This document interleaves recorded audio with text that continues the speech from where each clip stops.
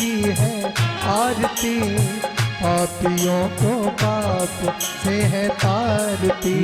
भागवत भगवान की है आरती, पापियों को पाप से है तारती। श्री भागवत भगवान की है आरती, पापियों को पाप से है तारती। श्री भागवत भगवान की है आरती, पापियों को पाप से है तारती। ये अमर ग्रंथ, ये मुक्ति पंथ, ये पंचम वेद निराला, नव ज्योति जगाने। हमारे चैनल को अवश्य सब्सक्राइब करें और नए अपडेट्स सबसे पहले पाने के लिए इस बेल बटन को दबाना। हरि नाम यही, हरि ध्यान यही, हरि नाम यही, हरि ध्यान यही, हरि नाम यही, हरि हमारे चैनल को अवश्य सब्सक्राइब करें और नए अपडेट्स सबसे पहले पाने के लिए इस बेल बटन को दबाना न भूलें। पापियों को पाप से है तारती। श्री भागवत भगवान की है हमारे चैनल को अवश्य सब्सक्राइब करें और नए अपडेट्स सबसे पहले तारती।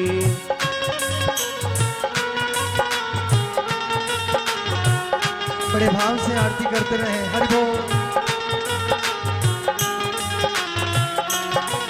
ये शांत गीत पावन पुनीत, पापों को मिटाने वाला, हरि दर्श कराने वाला, हरि दर्श कराने वाला, हरि दर्श कराने वाला।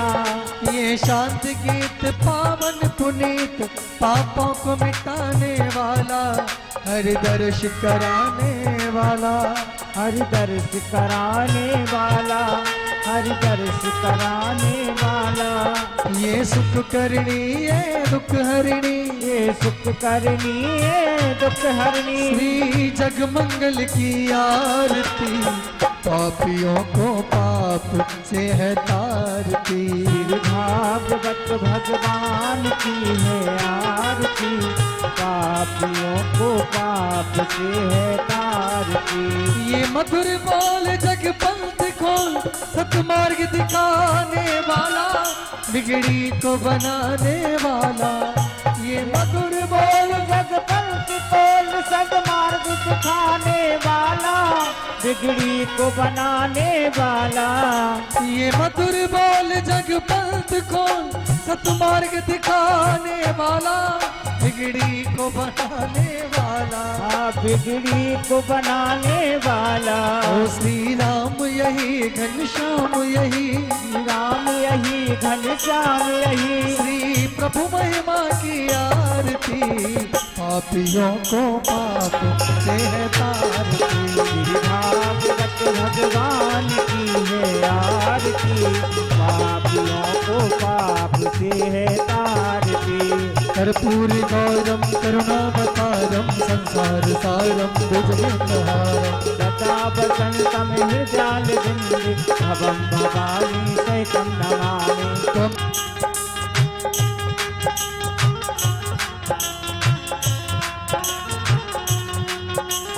सुखी बसे संसार सो, दुखिया रहे न को। यह अभिलाषा हम सबकी, भगवन पूरी हो।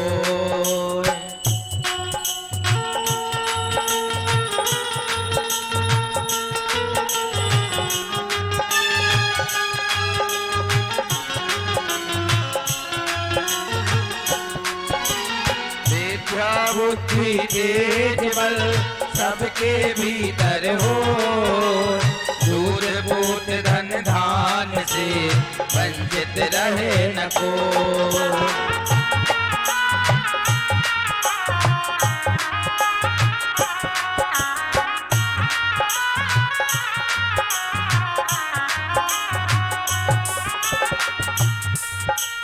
मिले भरोसा आपका सदा हमें जगदीश। आशा तेरे नाम की बनी रहे ममई।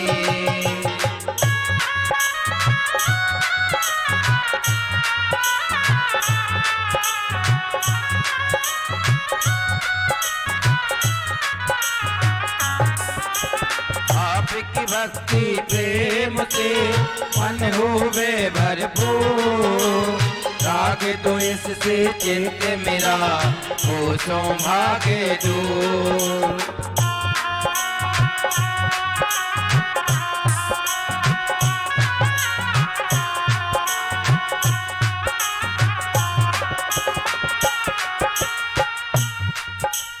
पाप से हमें बचाइए करके दया दयाल।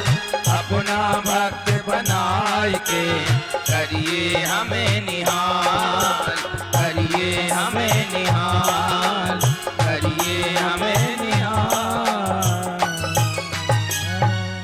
पावन भगवान भोलेनाथ के पावन सानिध्य में भगवत चरण कमराघी बंधुओं, भक्तिमयी करुणामयी माताओं बहनों, परम पावनी श्रीमद् भागवत भागीरथी में अवगाहन करने से पूर्व आइए मन और वाणी को पवित्र करते हैं। तदुपरांत आज की पावन बेला प्रारंभ करते हैं। ओ तेरे सिर पर सीताराम फिकर फिर क्या करना। तेरे सिर पर सीताराम फिकर फिर क्या करना। तेरे सिर पर सीताराम फिकर फिर क्या करना। तेरे सिर पर सीताराम फिकर फिर क्या करना। क्या करना, क्या करना, करना क्या करना। क्या करना, क्या करना, क्या करना क्या करना। तेरे बिगड़े बनेंगे काम फिकर फिर क्या करना। तेरे बिगड़े बनेंगे काम फिकर फिर क्या करना। राम हो ताली सेवा करते हुए हरि बोल।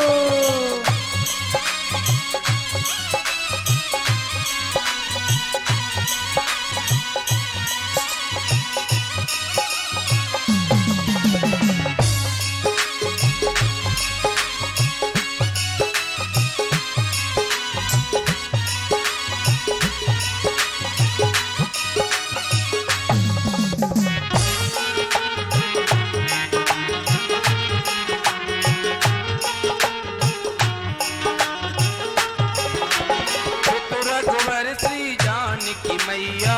रघुवर श्री जानकी मैया। रघुवर श्री जानकी मैया। फिर क्यों परेशान हो भैया। फिर क्यों परेशान हो भैया। फिर क्यों परेशान हो भैया। फिर क्यों परेशान हो भैया। फिर कटेंगे कष्ट तमाम फिकर फिर क्या करना। फिर कटेंगे कष्ट तमाम फिकर फिर क्या करना। तेरे सिर पर सीताराम फिकर फिर क्या करना। तेरे सिर पर सीताराम फिकर फिर क्या करना। राधे हरि बोल।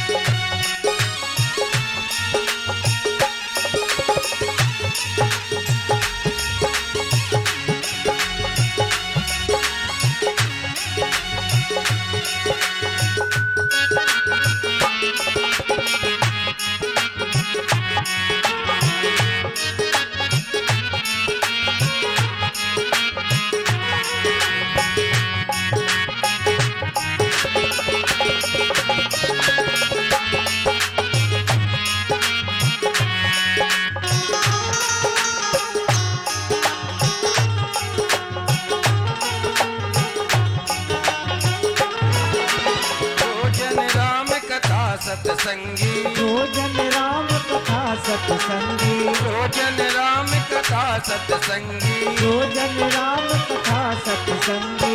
उनके सहायक श्री बजरंगी। उनके सहायक श्री बजरंगी। उनके सहायक श्री बजरंगी। उनके सहायक श्री बजरंगी। अतुलित बल के धाम फिकर फिर क्या करना। ओ अतुलित बल के धाम फिकर फिर क्या करना। तेरे सिर पर सीताराम फिकर फिर क्या करना। तेरे सिर पर सीताराम फिकर फिर क्या करना। जय राधे राधे राधे राधे राधे राधे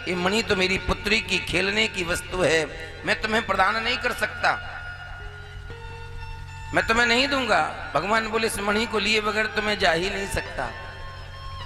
ऐसा कहूं तो भगवान का और रीचराज का 27 दिनों तक युद्ध हुआ, और 27 दिनों में जब रीचराज की नस-नस ढीली हुई तो रीचराज ने भगवान को प्रणाम किया, प्रभु अब मैं आपको पहचान गया हूं कि आप हमारे त्रेता के श्री राघवेंद्र सरकार हो।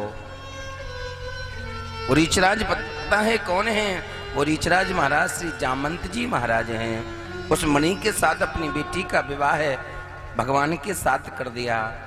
अब समझो कि रीच की कन्या कितनी सुंदर होगी, भगवान ने उसके साथ भी पाणी ग्रहण कर लिया। और भगवान रुक्मणी के कक्ष के दरवाजे पर जाम्बती को खड़ा करके अंदर गए। रुक्मणी बोली स्वामी बड़े दिनों के बाद आए हो। तो भगवान बोले रुक्मणी तुम्हारे लिए इतनी सुंदर इतनी सुंदर इतनी सुंदर वस्तु लाए हैं कि उसकी सुंदरता तो फीकी नहीं होती। तो रुक्मणी को लगा, माताओं को लगता है उनका पति अगर किसी और स्त्री की बड़ाई करे तो उनके मन में टेंशन हो जाती है, ऐसा ना हो कि हमें छोड़ करके वही के पास चले जाएं। प्रेम से बोलो। रुक्मणी से जब इस प्रकार की बड़ाई की तो रुक्मणी को बड़ी टेंशन हुई। रुक्मणी ने हाथ में जल लिया और श्राप दे दिया। हम श्राप देती हैं जो इतनी सुंदर इतनी सुंदर इतनी सुंदर है वो मेरे समान सुंदर हो जाए। रुक्मणी का श्राप जाम्बती को वरदान हो गया। रीच की कन्या रुक्मणी के समान सुंदरी हो गई। जब भगवान ने वो मणि सत्यजित को वापस की तो सत्यजित को बड़ी गिलानी हुई। सत्यजित ने अपनी बेटी सत्यभामा का विवाह भगवान के साथ कर दिया और दहेज में वो मणि भी भगवान को दे दी। चौथा विवाह भगवान का कालिंद्री के साथ हुआ। पांचवा विवाह भगवान का मित्रवंदा के साथ हुआ। छठवां विवाह भगवान का नांगजिती के साथ हुआ। सातवां विवाह भगवान का लक्ष्मणा के साथ हुआ और आठवां विवाह भगवान का भद्रा के साथ हुआ। ये भगवान की अष्टपटरानियां हैं। लेकिन परीक्षित ने कहा महाराज हमने तो सुना है भगवान के 16,108 विवाह हुए, अभी तो आपने 8 ही विवाह की कथा सुनाई है। तो श्री सुखदेव जी महाराज बोले राजन एक भौमासुर नाम का दैत्य है जिसने संकल्प किया है कि 1,00,000 कन्याओं के साथ एक साथ विवाह करेगा और उसने अपनी कैद में 16,100 कन्याओं को बंद करके रखा है।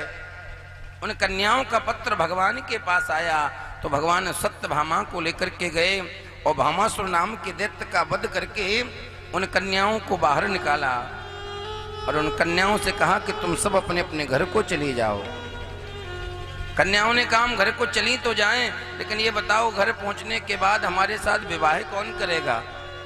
जिस पुरुष को पता चलेगा ये जरासंध ये भौमासुर की कैद में रह करके आई हैं तो हमारे साथ कोई विवाह करने को तैयार नहीं होगा। भगवान बोले फिर? उन कन्याओं ने कहा गोविंद अब तो हमारे लिए 2 ही रास्ते बचते हैं। भगवान बोले क्या?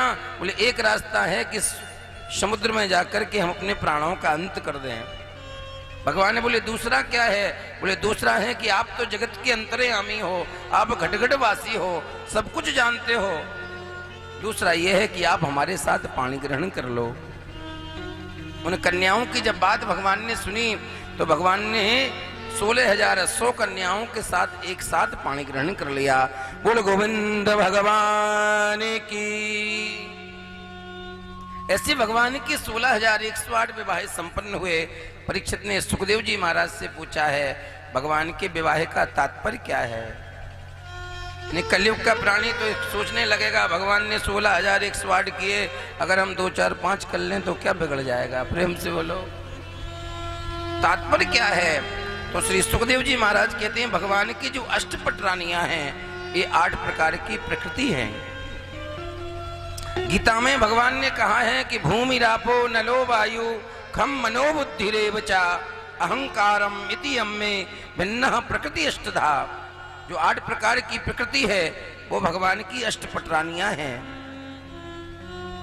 वेद के 3 कांड हैं, ज्ञान कांड, कर्म कांड, उपासना कांड। उपासना कांड के जो 16,000 मंत्र हैं वो भगवान की 16,000 रानियां हैं और वेदांत के 100 सूत्र कृष्ण भक्ति को प्रतिपादित करते हैं वो महाराज 100 ऐसे 16,108 भगवान के विवाह संपन्न हुए। सुखदेव जी महाराज कहते हैं सबसे 10 पुत्र एक कन्या का जन्म हुआ, उनसे भी 10 पुत्र एक कन्या का जन्म हुआ। ऐसे भगवान का वंश बढ़कर के 56 करोड़ हो गया। तो परीक्षित ने पूछा, महाराज दुनिया में महाराज एक पत्नी से परेशान रहे, भगवान 16,108 के साथ कैसे रहते होंगे? तो श्री सुखदेव जी महाराज मुस्कुराए और बोले, परीक्षित जैसा विचार तुम्हारे मन में आया है ऐसा ही विचार एक बार नारद के मन में आया। और नारद ने सोचा कि दुनिया में व्यक्ति एक पत्नी से परेशान रहे और ये 16,108 के साथ कैसे रहते होंगे? तो नारद के मन में आया, चलो हम इनकी परीक्षा तो ले लें। परीक्षा तो ले लें। और जैसे ही नारद परीक्षा के लिए गए और भोर में ही चले गए, ब्रह्म मुहूर्त में निकले थे, ब्रह्म मुहूर्त में ही द्वारका में चले गए और सबसे पहले रुक्मिणी के कक्ष में गए। भगवान सोकर के ही उठे थे। भगवान ने जैसे ही नारद को देखा, भगवान बोले, ओहो देवर्षि इतने ब्रह्म मुहूर्त में, क्या बात है? तो बस नारद जी ने सोचा चलो अब तो काम बन गया, जी तो रुक्मिणी के कक्ष में है, अब सत्यभामा तो जल्दी ही भड़क जाएगी, उसी के पास चलो। और जैसे ही महाराज दौड़ करके जाम्बती के यहाँ पहुंचे तो जाम्बती के यहाँ देखा कि भगवान मंजन कर रहे हैं। भगवान ने बोले, ओह देवर्षि बड़ी कृपा, जय हो, बड़े भोर में संत दर्शन हो गया, पधारो, बैठो बैठो। नारद जी बोले, बस बस दर्शन हो गया, इसीलिए आए थे, जा रहे हैं।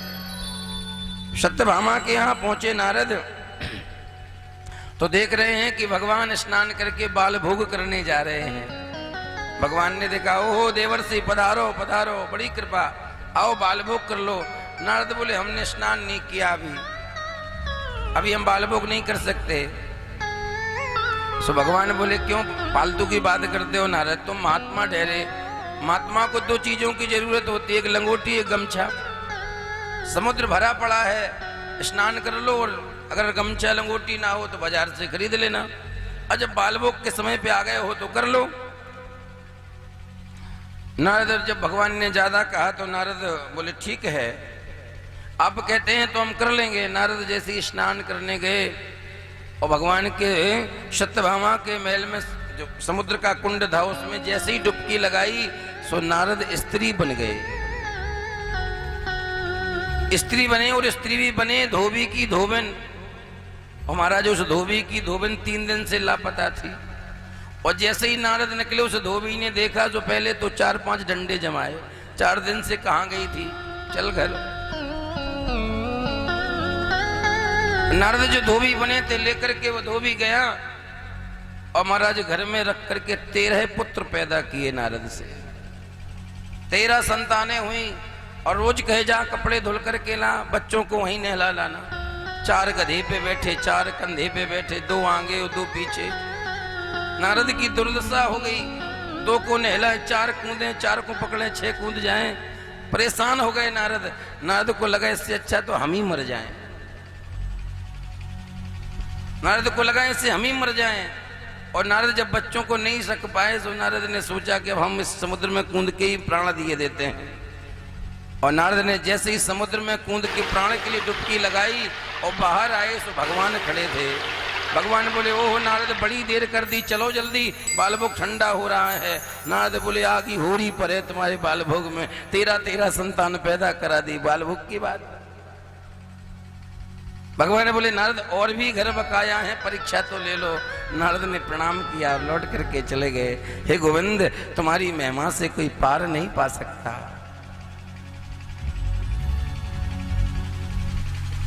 तुम्हारी महिमा का कोई पार नहीं है।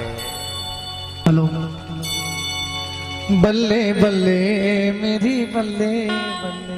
भगवान रुक्मिणी के कक्ष में गए, रुक्मिणी बैठी थी, सखियों के साथ भगवान को आते देखा तो रुक्मिणी उठ करके खड़ी हो गई।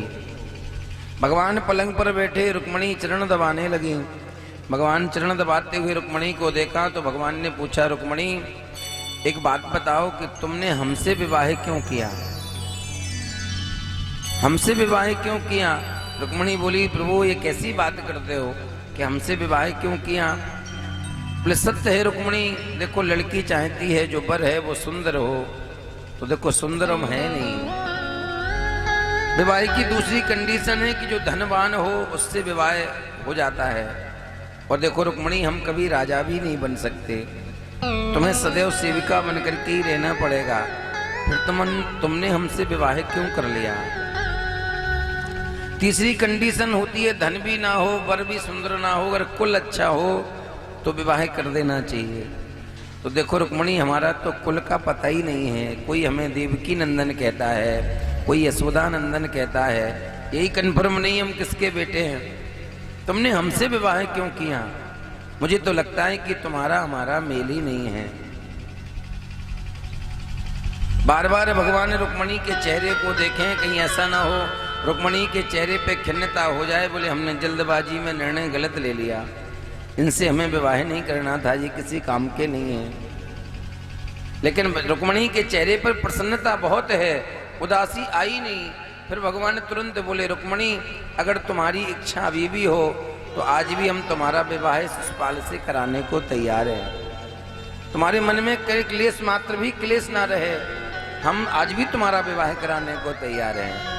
महाराज जैसे ही कहा तो रुक्मणी को बेहोश हो गई रुक्मणी। भगवान ने रुक्मणी को जल के छींटे लगाए और रुक्मणी को जब होश आया तो भगवान हंसने लगे, बोले रुक्मणी क्या बात है, तुम तो थोड़े में ही बेहोश हो गई, हम तो मजाक कर रहे थे। भगवान बोले हम मजाक कर रहे थे? तो रुक्मणी बोली प्रभु, जो आपने कहा है बिल्कुल सत्य कहा है, इसमें एक लेश मात्र भी झूठ नहीं है। बोले क्यों? आपने कहा कि तुम्हारा हमारा मेल नहीं है, ये बिल्कुल सत्य है, हमारा और आपका मेल नहीं है। भगवान बोले क्यों? रुक्मणी बोली महाराज, हम प्रकृति में लिप्त जीव हैं और आप प्रकृति से परे परमात्मा हो, क्या हम जीवों की उस परमात्मा से मिलन हो सकता है? हमारी सामर्थ्य भी नहीं है, हम चाह कर भी तुम्हें हम नहीं पा सकते, चाह कर भी हम आपको नहीं पा सकते। ये तो आपकी कृपा है, आपका बड़प्पन है कि आपने हमें स्वीकार किया है। लोग इस अभिमति में जीते हैं कि अगर भगवान ने हम पर थोड़ी कृपा कर दी तो भगवान हमारे हो गए। कल्पना करो, जो बड़े बड़े यति, बड़े बड़े मुनि पूरा जीवन भजन करते हुए गुजार देते हैं, उन्हें परमात्मा का दर्शन नहीं मिलता, और हम सब थोड़ी भक्ति करते हैं और भगवान ने थोड़ी सी प्रसादी दे दी तो हम सोचते हैं कि हमारा परमात्मा हमारे बस में आ गया।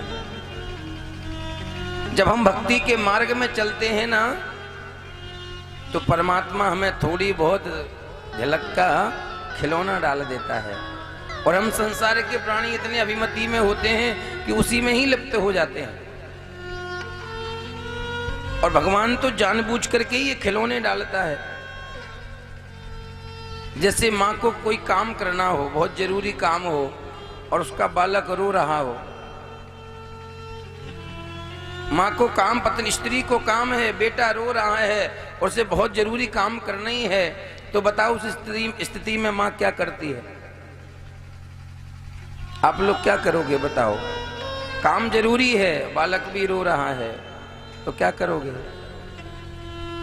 माताएं कहती जो खिलौने होते हैं बालक के, उस बालक के सामने डाल देती है कि 2, 4, 5 मिनट इस खिलौनों से खेलेगा, तब तक मैं जरूरी काम निपटा लूंगी, फिर इस बालक को ले लूंगी। यही दशा परमात्मा की है। जब व्यक्ति भगवत भक्ति के मार्ग पर चलता है तो परमात्मा उसे छोटे रूप में ये कोई दर्शन या आभास रूपी खिलौना डाल देता है। उस खिलौने को पा करके वो लोग समझने लगते हम स्वयंभू हैं, हम ही भगवान हो गए हैं। ये उनकी अल्पज्ञता है, ये उनकी भक्ति के मार्ग की बाधा है। जो उसमें उलझ जाता है उसे फिर परमात्मा नहीं मिलता, उसे परमात्मा तक नहीं पहुंच पाता। परमात्मा तक वही पहुंच पाता है जो संसार रूपी खिलौने को छोड़ करके भक्ति के मार्ग पर चलता है। काम कितना भी जरूरी क्यों ना हो, अगर माँ बालक को खिलौने डालती है और बालक खिलौनों से नहीं खेलता और वो रोता है तो माँ काम छोड़ देती है और बालक को गोदी में उठा लेती है। ऐसी परमात्मा की कृपा है। पर जब भक्ति के मार्ग पर जीव पड़ता है तो परमात्मा सिद्धि झलक रूपी खिलौने डालता है और जीव जब उसमें उलझ जाता है तो वहीं तक रह जाता है। जब उनको छोड़ करके आगे बढ़ता है तो परमात्मा का भगवत सानिध्य प्राप्त हो जाता है। इसलिए रुक्मिणी कहती है प्रभु ये तो आपकी कृपा है, ये तो आपकी कृपा है कि आपने हमें स्वीकार किया है। हमारी सामर्थ्य नहीं है कि हम आपको वरण कर सके। दूसरी बात आपने कही कि आपके माता पिता का पता नहीं है, ये भी बिल्कुल सत्य कहा। आपके माता पिता कौन हो सकते हैं?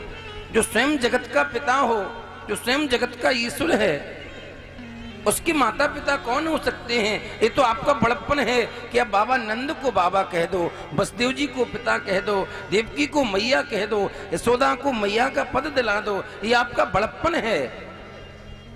जगत के पिता, जगत के गुरु, जगत के ईश्वर तो आप ही हो। आपसे बढ़कर संसार में कोई नहीं है।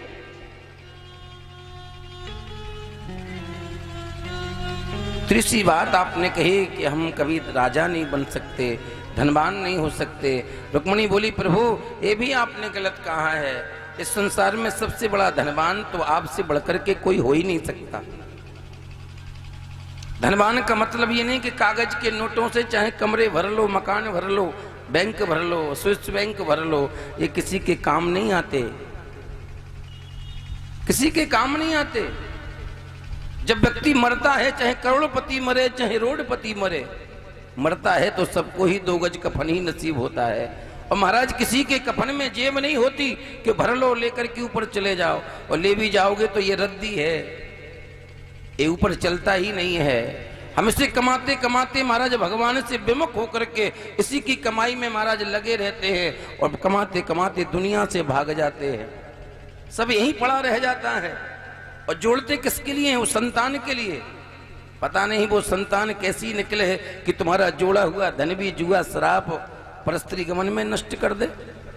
तुमने तो धन का सदुपयोग नहीं कर पाया, तुमने उस धन का भोग नहीं कर पाया। उस संतति के लिए जोड़ करके रखा जो संतति के विचारों का, भाग्य का, भविष्य का पता नहीं है।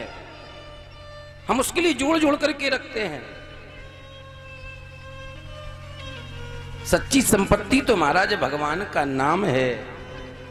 जिसने भजन कर लिया, जिसने जितना जप कर लिया, वो संपत्ति महाराज भगवान की बैंक में जमा होती है। जो भगवान की बैंक में अकाउंट जिसका होता है, और भगवान के अकाउंट में जो पूंजी जमा होती है, वो कैश तुम वहां निकाल सकते हो, यहाँ का कैश वहां नहीं चलता। कबीरदास जी कहते हैं कि कबीरा सब जग निर्धना, धनवंता नहीं कोय, वो धनवंता सोहि जानियो, जाको राम नाम धन होए। सच्चा धनवान वही है जिसके पास भगवान के नाम रूपी संपत्ति है। और हम संसारी किसे धनवान समझते हैं? बोले जिसके 5-7-10 प्लॉट पड़े हों, 1-2 फैक्ट्री चल रही हो, 5-7 गाड़ी खड़ी हो, वो धनवान है। वो धनवान नहीं है। एक बार नोट कर लो, जिसके प्लॉट पड़े होंगे, गाड़ी खड़ी होंगी, फैक्ट्री लगी होंगी, उसके पास 25 किले होंगे, उसके पास दिल नहीं होगा, उसके पास दिल नहीं होगा। जितना गरीब का दिल होता है उतना बड़े का दिल नहीं होता। बिरला ही कोई होता है महाराज, बिरला, जो अपनी सामर्थ्य के अनुसार धर्म को समर्पित हो जाए। वो अमीर की अमीरी क्या जिसका दिल फकीर ना हो, और वो गरीब की गरीबी क्या जिसका दिल अमीर ना हो। कोठी बंगला गाड़ी मकान से अमीरी नहीं झलकती, अमीरी तो दिल से झलकती है। इसे भगवान के प्रति प्रेम है, भगवान के प्रति संपूर्ण समर्पण है महाराज, वो भक्ति झलकती है, वो समर्पण झलकता है। हम कमाते कमाते सब कुछ इकट्ठा कर लें, जब मर जाओगे तो कुछ साथ में नहीं जाएगा। साथ में जाएगा तो केवल भगवत नाम जाएगा, भगवत स्मरण जाएगा। मीरा ने मेवाड़ के रानी पद छोड़ दिया, और मीरा तो यही कहती है, पायो जी मैंने राम रतन धन पायो, मेरो तो गिरधर गोपाल दूसरों न कोई। मीरा ने गोविंद को लेकर के दर दर घूमती है। जब मीरा ने गोविंद को गोविंद नाम को ही पुकारा तो लोग बागों ने मीरा से क्या कहा? यही कहा, हो मीरा दीवानी हो गई, हो मीरा दीवानी हो गई, हो मीरा मस्तानी, मीरा दीवानी हो गई रे, मीरा मस्तानी हो। श्याम रंग में रंगी चुनरिया ओ मीरा दीवानी हो गई, मीरा मस्तानी हो गई। हो मीरा दीवानी हो गई, हो मीरा मस्तानी हो गई। श्याम रंग में रंगी चुनरिया ओ मीरा दीवानी हो गई, मीरा मस्तानी हो गई। हो मीरा दीवानी हो गई, हो मीरा मस्तानी हो गई। हो भाव से ताली सेवा करते हो विराट हो।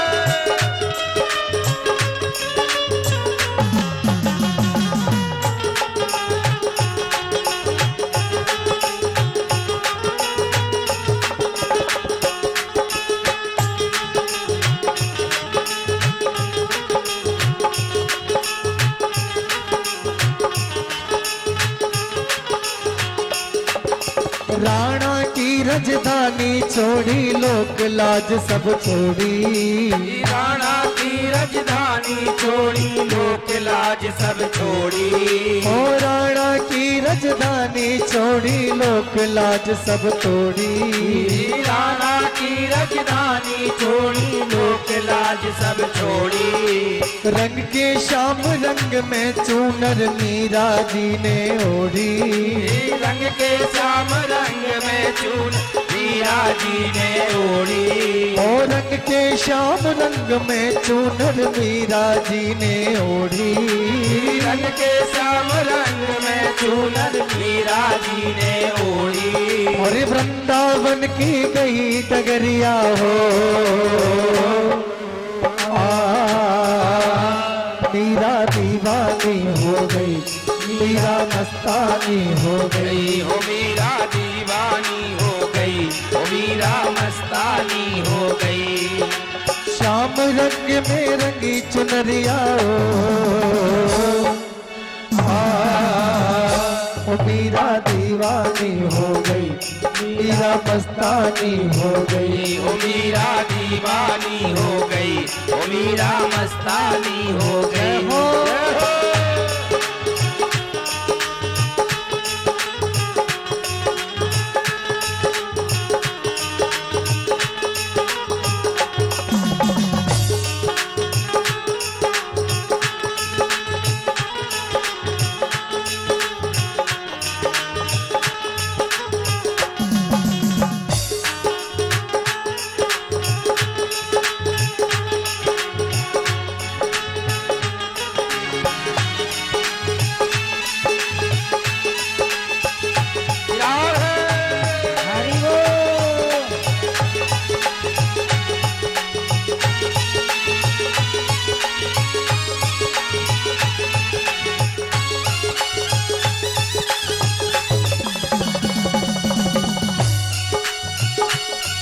अरे श्यामल रंग चढ़ाया उसने और न कोई भाए। श्यामल रंग चढ़ाया उसने और न कोई रंग भाए। साथ सभी का दिया छोड़कर गिरधर गिरधर गाए। साथ सभी का दिया छोड़ के गिरधर गिरधर गाए। हाँ साथ सभी का दिया छोड़कर गिरधर गिरधर गाए। साथ छोड़ का दिया सभी का गिरधर गिरधर गाए। अरे लोक लाज नहीं हो खबरिया हो मीरा दीवानी हो गई, मीरा मस्तानी हो गई। हो मीरा दीवानी हो गई, हो मीरा मस्तानी हो गई। मीरा दीवानी हो गई रे, मीरा मस्तानी हो गई। हो मीरा दीवानी हो गई, हो मीरा मस्तानी हो गई। अरे बोल।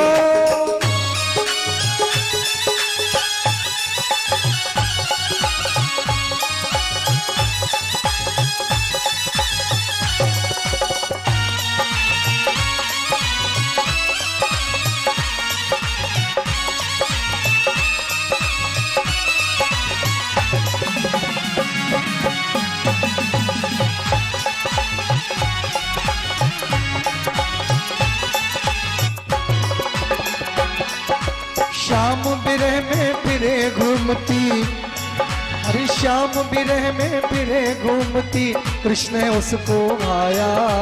श्याम विरह में फिरी घूमती, श्याम है उसको भाया। श्याम विरह में फिरे घूमती, कृष्ण है उसको भाया। श्याम विरह में फिरी घूमती, कृष्ण है उसको भाया। झूठे रिश्ते नाते तोड़कर मोहन उसने रिझाया। झूठे रिश्ते नाते तोड़कर मोहन उसने रिझाया। झूठे रिश्ते नाते तोड़कर मोहन उसने रिझाया। झूठे रिश्ते नाते तोड़कर मोहन उसने रिझाया। ऐसी भई बावरिया वो तो हो,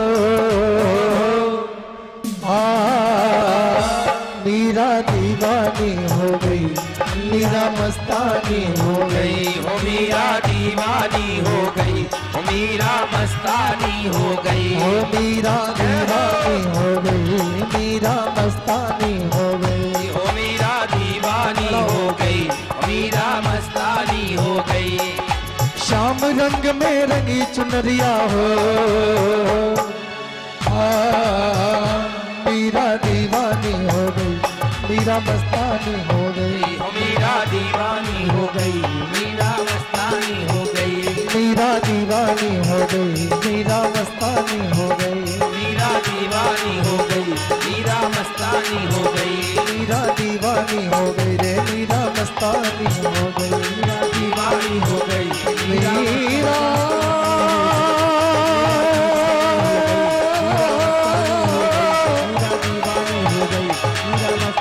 कि तुम काले हो तो 16,108 हैं। भगवान ने रुक्मणी के भाव को सुना, भगवान गदगद हो गए। रुक्मणी से बोले, रुक्मणी हम तो तुम्हारे धैर्य की परीक्षा ले रहे थे। रुक्मणी बोली, और परीक्षा लेनी हो, जितनी लेने हो ले लो। जब हमने अपना सब कुछ तुम्हें सौंपा है गोविंद, तो आपसे हट करके तो हम कहीं जा ही नहीं सकते। हम थोड़ा ही मन लगाते हैं, भगवान ने कृपा नहीं की, कुछ गलत हो गया तो बोले भगवान हमारा पूजा पाठ बंद करो। भगवान है ही नहीं, भगवान सुनता ही नहीं है। अरे तुमने किया कितना है, किया कितना है, करके तो देखो, पहले कर्म तो करो, भगवान को भजो तो सही। हम 1 महीने भजन किया, भगवान सुनता नहीं, बंद कर दो। एक मैं ऐसे व्यक्ति को जानता हूं जिसका महाराज पूरा परिवार नष्ट हो गया। उसने भगवान का भजन, भगवंत आराधन नहीं छोड़ा। बच्ची मरी पड़ी है और वो मंदिर में पूजा कर रहा है। लोगों ने कहा कि तुम्हारे बच्ची मरी पड़ी है, आप चलो। बोला जब मर गई है तो मर जाने दो, मैं पूजा छोड़ करके नहीं जाऊंगा। माता बस में बैठी हो, बैठी हो ना? नहीं बैठी। बस में लिखा होता है don't sleep, first second and third seat. पहली, दूसरी, तीसरी सीट पे सोना मना है। और भागवत वाली बस में पहली, दूसरी, तीसरी सीट पे बात करना मना है। लेकिन आप मानती नहीं हैं। प्रेम से बोलो। आपके एक हाथ में माला और एक हाथ में चर्चा, ये दोनों संग में कैसे हो सकते हैं? बुरा मत मानना, ये आपके हित की बात है। आप माला करती हैं और बात भी करती हैं, इससे संशय दूर नहीं होता, एकाग्रता नहीं होती। और आपसे मैं जाते हुए बोल नहीं सकता, आज रहा नहीं गया, इसलिए मैंने कहा आज बोल दूं, कम से कम मार्गदर्शन तो हो जाएगा। बुरा लगे तो वापस कर देना, यमुना में छोड़ दूंगा। प्रेम से बोलो, जोर से बोलना पड़ेगा। एक बार मुस्कुराते हुए बोलिए राधे राधे। अब बताओ मैं कथा कहाँ कह रहा था? बोलो, मंदिर की पूजा नहीं छोड़ी, कीर्तन कर रहे थे, बेटे का एक्सीडेंट हो गया, गाड़ी से सर अलग कट के पड़ा है। लोगों ने कहा आपके बेटे का सर और धड़ अलग पड़ा है, चल करके देख लो। बोले जब तक 1 घंटे का कीर्तन नहीं हो जाएगा तब तक मैं छोड़ करके नहीं जाऊंगा। ऐसा व्यक्ति आज भी है। उससे बढ़कर के हमारी साधना नहीं हो सकती। हम थोड़े में ही सोचते हम बहुत कर लिया। पूरा पत्नी, 2 बच्चियां, 1 पुत्र, चारों खत्म हो गए। इतने में तो व्यक्ति भगवान से विमुख हो जाता है, कुमार्गामी हो जाता है। लेकिन उस व्यक्ति ने आज भी धर्म को, भगवत नाम को नहीं छोड़ा। और बेवल होकर के सुबह 4 बजे से लेकर के 7 बजे तक करताल लेकर के ठाकुर जी के सामने कीर्तन ही गाता है और यही कहता है इसमें भी आपका कोई ना कोई रहस्य छिपा होगा। अगर आपको दर्शन करना हो तो उत्तर प्रदेश में डिस्ट्रिक्ट जालौन में वो व्यक्ति आज भी है और अपने साथ साथ कम से कम 60-70 लोगों को, वृद्ध लोगों को भी चला रहा है। उन सबसे 1 घंटे कीर्तन कराता है, सबको 500-500 रुपए महीने अपनी जेब से बांटता है। जो वृद्ध जिनकी संतान ने उन्हें घर से निकाल दिया, खर्चा पानी कुछ नहीं देते, उन 60-70 लोगों को 500-500 रुपए महीने वो स्वयं देते हैं। उन वृद्धों की निःशुल्क दवा करते हैं, बहुत अच्छे वैद्य हैं। उन्हें मुख्यमंत्री के द्वारा वैद्य विशारद की उपलब्धि प्राप्त है। असाध्य से असाध्य रोगी वहाँ वो ठीक कर लेते हैं केवल भगवत नाम और संकीर्तन के नाम से। बॉम्बे से रिटर्न कैंसर का पेशेंट वहाँ करके ठीक होता है, मैंने खुद देखा है। 9 साल से मैं वहाँ कथा कर रहा हूँ। ऐसा व्यक्ति संपूर्ण त्याग, इतना जब हम त्याग कर पाएंगे, इसके लिए हमें बहुत ऊपर तक जाना पड़ेगा, अपने भजन को बहुत ऊंचा उठाना पड़ेगा, तब हम वहां तक पहुंचेंगे। हम थोड़ा सा भजन, थोड़ा सा दान, थोड़ी सा कीर्तन करने के बाद अपने आप को बहुत समझते हैं, ये हमारी अल्पज्ञता है। रगड़ करते रहो, कबहू तो दीन दयाल के भनक पड़ेगी कान। आज नहीं तो कल परमात्मा सुनेगा और जिस दिन सुनेगा उसे संसार को सुनाने की जरूरत नहीं पड़ेगी। तो गृहस्थ की बात करो तो गुजरात में पोरबंदर में कथा करने जाते हैं, वहाँ ऐसे 2 पति पत्नी हैं। अगर साधक की बात करो तो पति 14 घंटे ध्यान में बैठता है और पत्नी 8 घंटे ध्यान में बैठती है और दोनों आमने सामने बैठ कर के ध्यान करते हैं। आज भी हैं वो पति पत्नी दोनों। 14 घंटे पति बैठता है 24 घंटे में ध्यान में और पत्नी 8 घंटे उनके सामने आसन लगा करके बैठ जाती है। इसे साधना कहते हैं महाराज। अगर आपको प्रैक्टिकल करना हो, जुलाई में कथा होगी पोरबंदर, आप चलना, हम आपको दिखाएंगे। दोनों पति पत्नी 14 घंटे 8 घंटे ध्यान में बैठे रहते हैं। ये साधना है, एक स्थिति है भजन की, ये भक्ति की सीढ़ी है। जब हम भक्ति की एक चरम सीमा तक पहुंचते हैं तब हमारी ये स्थिति होती है। और जब समझो अभी उन्हें ध्यान करने, योग करने वाले को भगवत साक्षात्कार नहीं हुआ तो क्या हमको हो सकता है? हम तो चलते फिरते भजन कर पाते। और मन की गति तो इतनी प्रबल है कि महाराज रुकती नहीं है। चंचला है वह मना कृष्णा बंधन योर मोक्षे। ये मन ही तो चंचल है, ये तो बड़े मुश्किल से संयमित होता है और जिसका मन संयमित हो जाए उसे भगवत प्राप्ति हो ही जाती है। लेकिन बस मन संयमित कर लो, मन की तरंग मार लो, बस हो गया भजन। आदत बुरी सुधार लो, बस हो गया भजन। मन बड़ा चंचल है। रुक्मणी से जब भगवान ने कहा, हम परीक्षा ले रहे थे, रुक्मणी बोली जीवन भर परीक्षा देने को तैयार है, लेकिन गोविंद तुमसे हम विमुख नहीं हो सकते। भगवान गदगद हो गए। भगवान की एक बहन है जिनका नाम सुभद्रा है। दाऊ दादा ने सुभद्रा का विवाह अपने प्रिय शिष्य दुर्योधन के साथ कर दिया, तय कर दिया। लेकिन सुभद्रा दुर्योधन से विवाह नहीं करना चाहती। सुभद्रा ने रुक्मणी से कहा, भाभी हम दुर्योधन से नहीं, हम अर्जुन को पसंद करते हैं।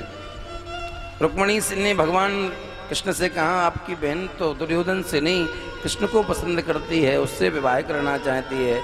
लेकिन दाऊ दादा तो मानेंगे नहीं, क्योंकि दाऊ दादा का प्रिय शिष्य है। भगवान बोले जब बहन की इच्छा है तो चिंता मत करो, सुभद्रा से कह दो कि तुम्हारा विवाह अर्जुन से ही होगा, जैसा हम कहें वैसे ही करते रहो। भगवान ने अर्जुन को बुलाया और अर्जुन से कहा, संदेश भेजा, अर्जुन तुम ब्राह्मण का वेश बना करके द्वारका में आओ। द्वारका में 2 लोगों को सदैव प्रवेश मिलता है, एक तो संत को और ब्राह्मण को।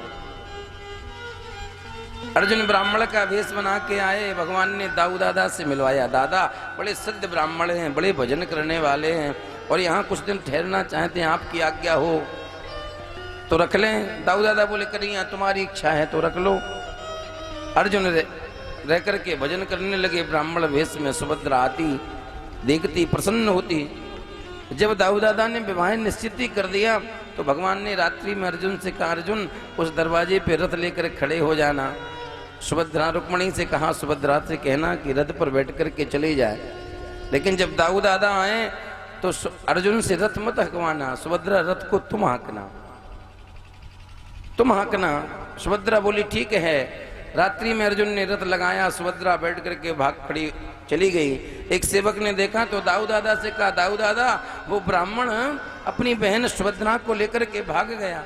दाऊ दादा दौड़े दौड़े भगवान के पास, कन्हैया कन्हैया तेरा ब्राह्मण अपनी बहन को लेकर के भाग गया, जल्दी चलो।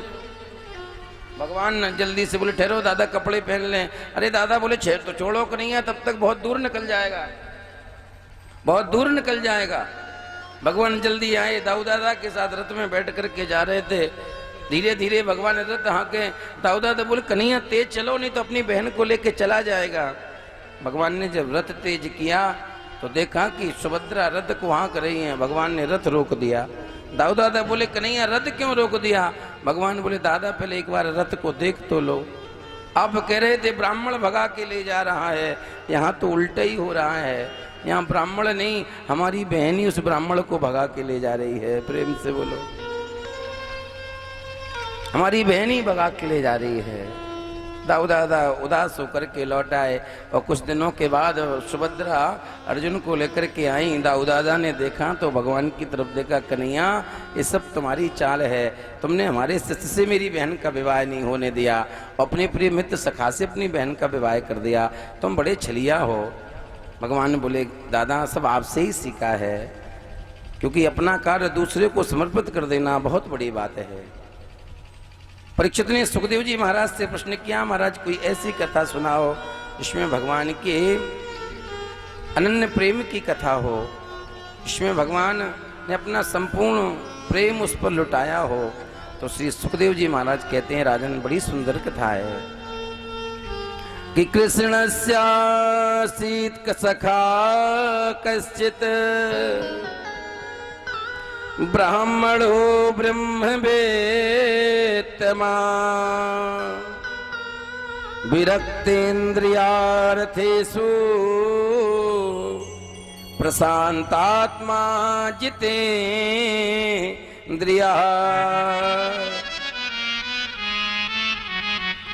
सुखदेव जी महाराज कहते हैं बड़ी सुंदर कथा है। भगवान के एक सखा हैं जिनका नाम श्री सुदामा जी महाराज है। बड़े अच्छे सखाए हैं भगवान के।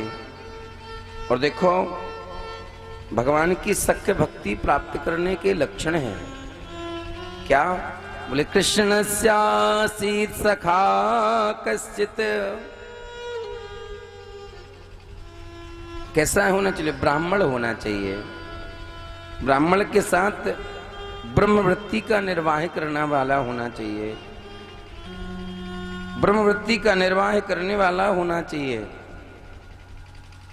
महाराज प्रवृत्तियां तीन प्रकार की होती हैं, एक गौवृत्ति होती है, एक सिलोक्षण वृत्ति होती है, एक ब्रह्मवृत्ति होती है। गौवृत्ति वो होती है महाराज जो गाय अन्न के दाने खाती है और उसके गोबर में जो अन्न के दाने निकलते हैं उनको धुलकर उनका आटा बना करके भोजन बना के भगवान को भोग लगा के पाते हैं, ये गौवृत्ति कहलाती है।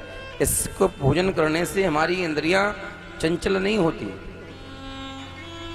सिलोक्षण वृत्ति वो कहते हैं जो खेतों में अन्न के दाने पड़े होते हैं उनको उठा करके और किसी अनाज की दुकान पर जो दाने पड़े हों उनको उठा करके लाए, धुल करके भुक्त करके आटा बनाए, उससे भोजन बना करके भोजन ग्रहण करे, वो महाराज सिलोक्षण वृत्ति कहलाती है। और ब्रह्मवृत्ति वो कहलाती है महाराज जहाँ 6 घरों में मांगने जाया जाए, जितनी भिक्षा मिल जाए उतनी ठीक है, नहीं तो घर वापस आ जाए और भगवान का भजन करे। ऐसे ही सुदामा जी महाराज ब्रह्मवृत्ति का निर्वाह करते हैं। ब्राह्मणों ब्रह्मवृत्तमा विरक्त इंद्रियार्थेषु, बोले विरक्त हैं। विरक्त का मतलब वैराग, वैराग कब होता है? बोले 2 प्रकार का वैराग होता है। एक मन का वैराग होता है, एक तन का वैराग होता है। तन का वैराग होता है, बाल बढ़ा लिए, दाढ़ी बढ़ा ली, लाल पीले कपड़े पहन लिए, ये तन का वैराग है। मन का वैराग तुम्हारा जैसे इंद्रियों से वैराग हो जाए, मन जिसका वैरागी हो जाए, वो महाराज वैराग है। एक मरकट वैराग होता है, एक सच्चा वैराग होता है। मरकट कहते हैं बंदर को, बंदर कभी एक डाल पर नहीं रुकता। और जैसे बोले घर में हुई खटपट तो चल बाबा के मठ पर, ये मरकट वैराग है। बहू ने चाय में चीनी कम डाली, बोले हम रिटायर्ड हो गए, कमाते नहीं है, तो हमारी चाय में चीनी भी कम है, अब हम वृंदावन चले जाएंगे। 2 घंटे स्टेशन पे बैठे, ट्रेन नहीं आई, लौट के आ गए। बहू बोली क्यों, अब चाय में चीनी कम नहीं मिलेगी? बोले तुम्हारे लिए नहीं, तुम्हारे पोते के लिए, हम अपने पोते के लिए लौट के चले आए। ये मरकट वैराग है। क्षण में तो क्रोध हो जाए, सब त्याग देंगे, और क्षण में ही सब कुछ अपना कर लो, ये मरकट वैराग है। और सच्चा त्याग महाराज कहीं जाना नहीं पड़ता, न वृंदावन, न अयोध्या, न काशी, न मथुरा, कहीं नहीं। बोले सच्चा त्याग कबीर का जो मन में लिया उतार। व्यक्ति अगर मन से वैरागी हो जाए तो मानो उसके अच्छा वैरागी कोई है ही नहीं, उसे घर छोड़ के जाने की जरूरत नहीं है। वो घर में रह करके भी साधु है, संत है। अगर जो भजन करता है, इंद्रियां जिसकी शिथिल नहीं है, वो महाराज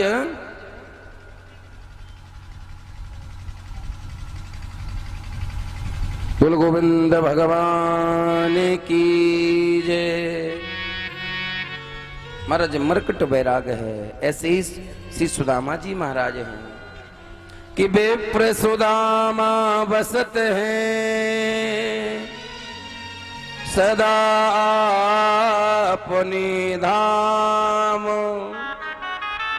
भिक्षा कर भोजन करें, जपें सदा हरि नाम।